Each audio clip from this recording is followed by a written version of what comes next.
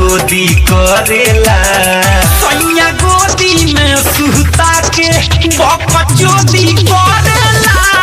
सैया गोदी में सुता के बकचोदी करेला। सैया गोदी में सुता के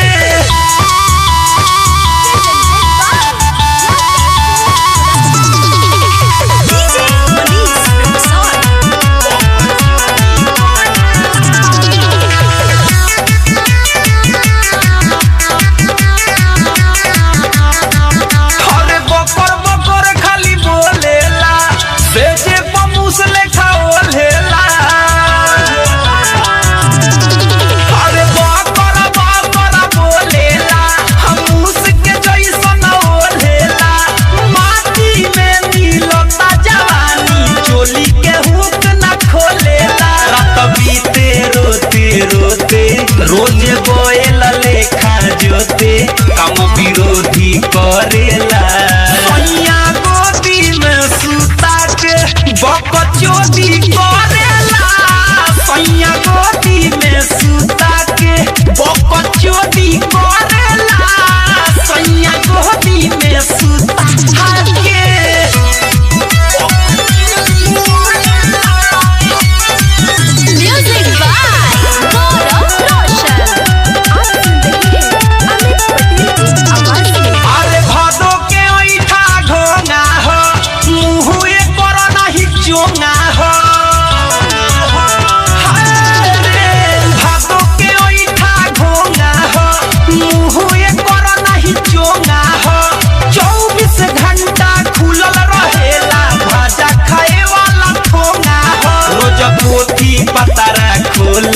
साधु जैसन मंत्र बोले खाली शोधी करेला।